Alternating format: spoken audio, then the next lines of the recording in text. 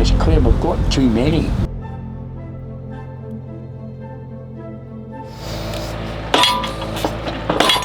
Look at the potential for carbon capture. Absolutely, well some people are caught on to it.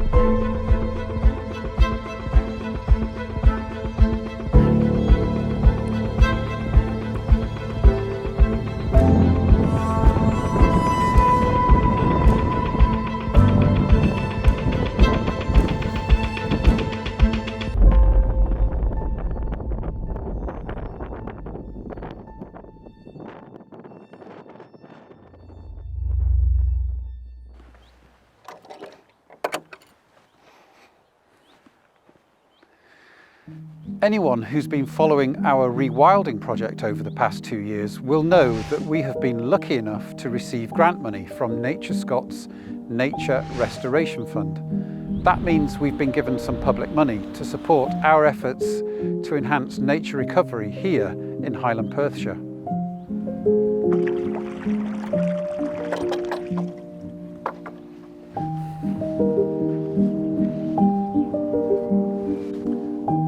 But as you drive around the Highlands, you might wonder why money is needed to help nature recovery, biodiversity loss, or climate change mitigation. The Highlands is full of nature, isn't it? Rivers, lochs, mountains, moors. Scotland is a beautiful country with an abundance of majestic scenery and wild land.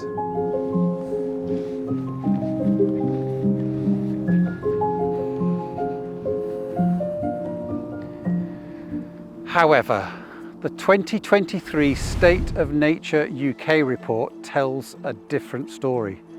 Nature is in serious decline everywhere in the UK, including here in Scotland, driven by intensive agriculture and intensive forestry, as well as overgrazing, pollution and climate change.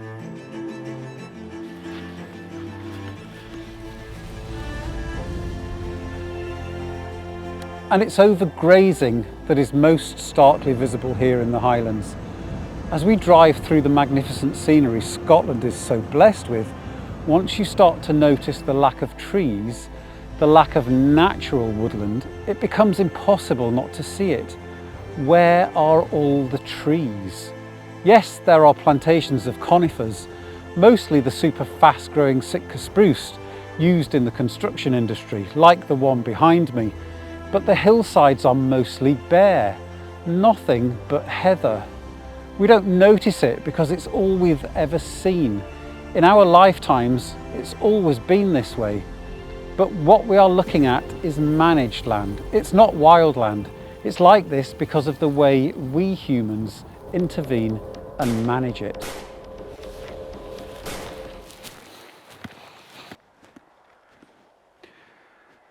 The last wolf was shot in Scotland perhaps as far back as the 1600s. This was the last predator of the red deer, which is now widespread across the Highlands. We have replaced the natural function of the wolf. We shoot them for sport, which keeps the numbers down and moves them on from one grazing patch to another. But it's difficult to argue that this is happening with nearly enough intensity. The evidence is all around us. Open hillsides bereft of habitation for wildlife.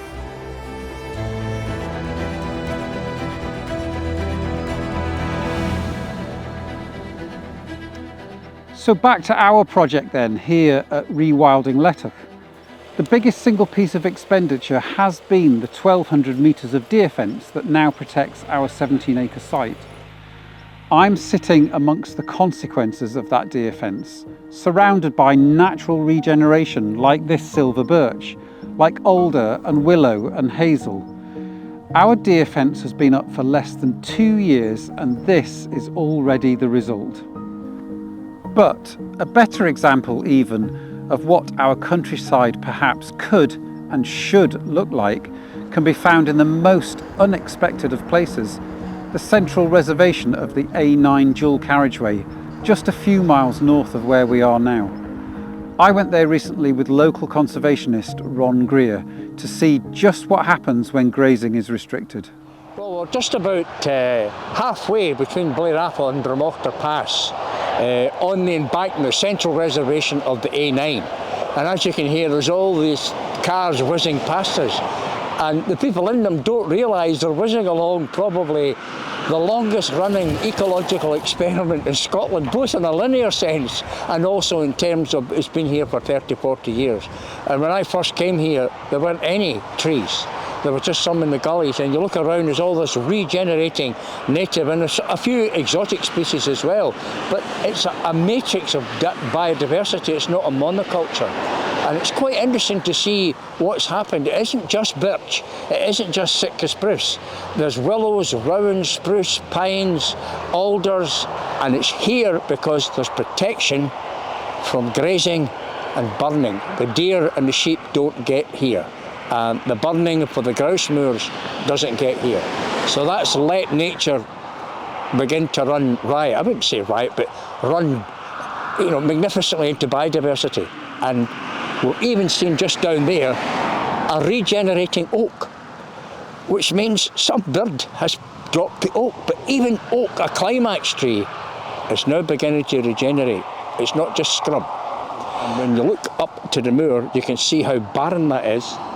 Yet that potential is on that moor too. It's only barren because of what we do, not just because of its biological potential. That is a cultural landscape up there. What we think is wilderness in this area, it looks wild if you come from a city. It is nothing of the kind. That is a man-made landscape. And to some extent, this is too, but the outcomes are different, simply because of the way the land is used, or, just as importantly, not being used. Well, this is astounding. The A9 is maybe 30, 40 years old, and here's this pine which is now a tree. You can see standing beside it just how much that's growing. And that's nothing on the scale of Mother Nature's time scale. It's an instant of time. And it's remarkable that all this is regenerated so quickly, with so little aid, apart from not burning it and not grazing it. So and if you look at the ground layer as well, there's all these other ground covered plants that are part of Mother Nature too. And you can see the length of the heather and little trees here and there beginning to grow from this mother tree. It's absolutely astounding. Common broom, more willow, more gorse. Absolutely amazing. And then there, it's a proper forest already.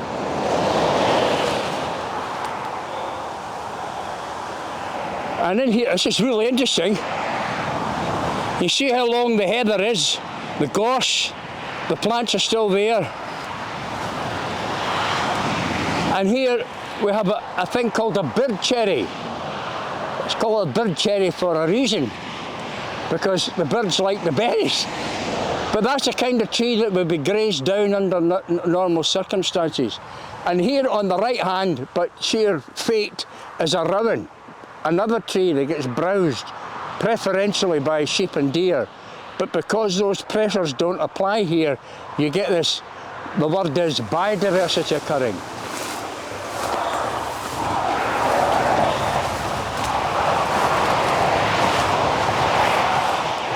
You can see we're under the canopy of a proper woodland now. You can look up into those willows and see this is not just scrub. It's a proper woodland area, a proper woodland habitat for all sorts of things. There's actually trees for birds to nest in now. But we have to actually force our way through it now because the growth is so luxuriant. That's a willow. Just look at the size of this tree. It's amazing. And this is a Scots pine. This must be at least a foot in diameter to 30 centimetres in diameter. That's what I mean, it's already a proper woodland. And if you look here, you can see there's a whole load of mushrooms growing. We mustn't forget about the fungi.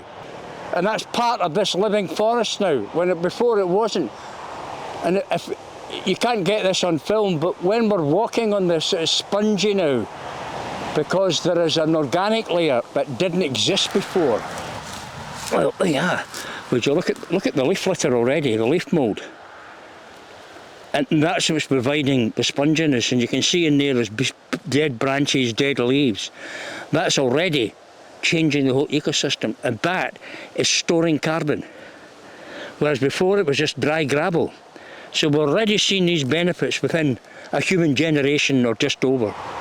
And you can also see it's not out there a two-dimensional environment. This is a three-dimensional environment, because you've got this structured layers of the canopy and the mid-canopy and the ground. So that diversity of habitat structure is really important. And you don't have that. The moors are basically a monoculture of 2, 3, 4 species, not very much. On a human timescale, we think it's a long time, but it isn't. In terms of Mother Nature, this has happened in an instant.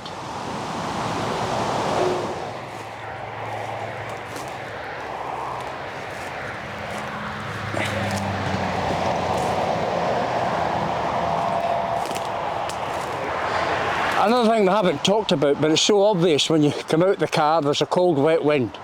And here we are in the woodland, and the microclimate's different. It's a much more kinder, gentler kind of environment, so more things can thrive. And if you happen to be a deer or a moose or another big mammal, this is a place you want to be in a snowstorm or blizzard, not out in that moor, as we would be. So the microclimate changes are important as well.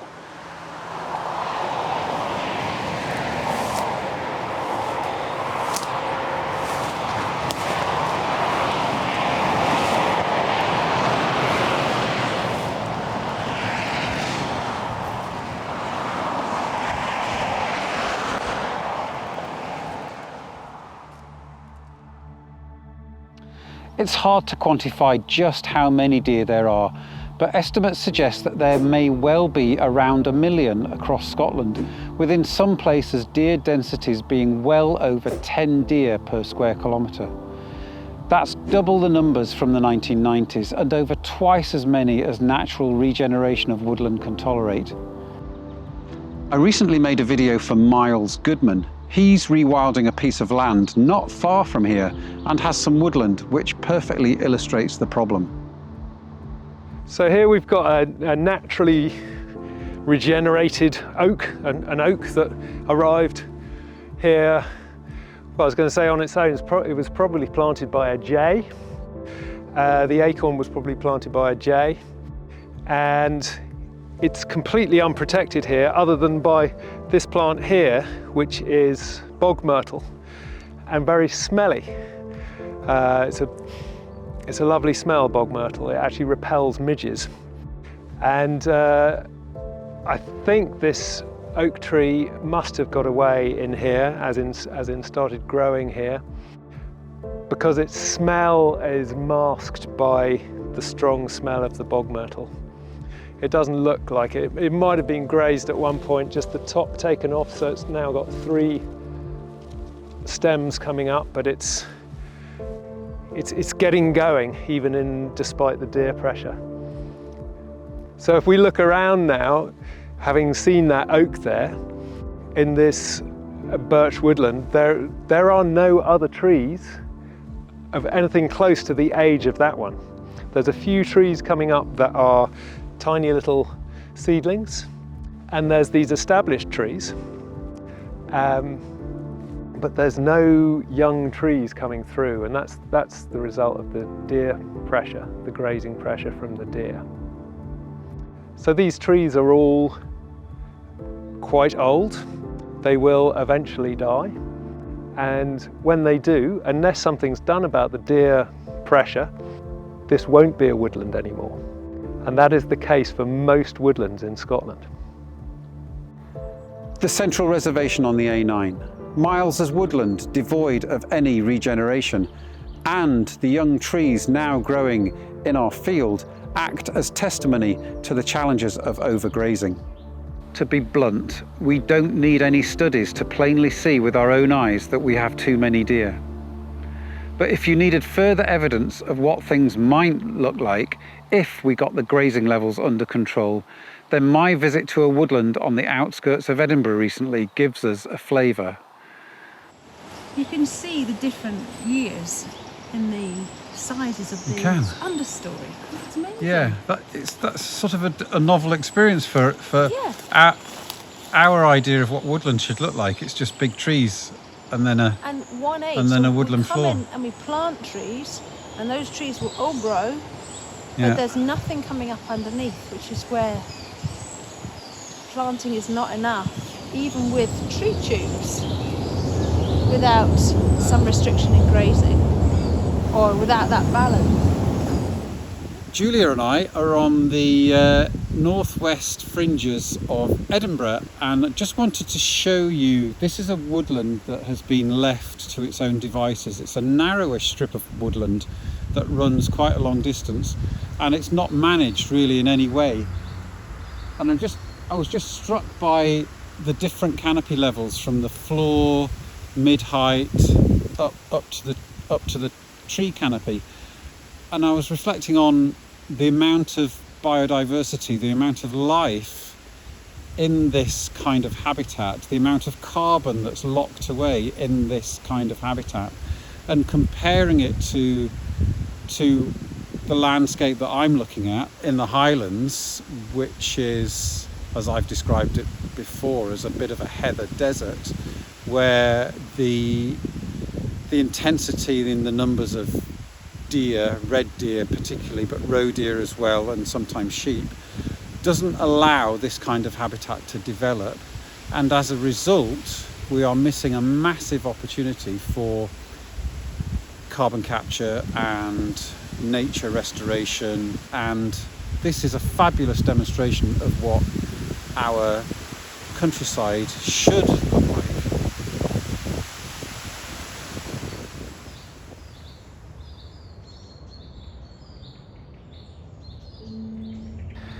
When you see it, you can't unsee it. You just can't unsee it. Our countryside should be predominantly woodland. Our native deer species, both red and roe, are in fact woodland animals. The trouble is they've eaten themselves out of their own habitat. And that's because we have upset the natural balance of things, removing their predators and not replacing the predation impact with our own controls. The net result is a massive loss of habitat and biodiversity. And why does that matter? Well, we are part of nature, not separate from it. With all the trappings of modern life, we can easily forget that. But we can't survive without nature. It's fundamental to our very existence. From the microbacterial life and fungi in our soils, to the all-important insect pollinators that our food production depends on, the more out of balance with nature we become, the closer we move to the precipice of our very existence on this planet. We are told that the uplands are well managed for conservation whilst in the pursuit of sport, that shooting grouse and pheasants somehow enhances the countryside, and that as long as deer numbers are managed to no more than 10 per square kilometre, as in theory they are now, then things are okay. I'm not so sure. I think the A9 Central Reservation and the woodland outside Edinburgh might have something different to tell us.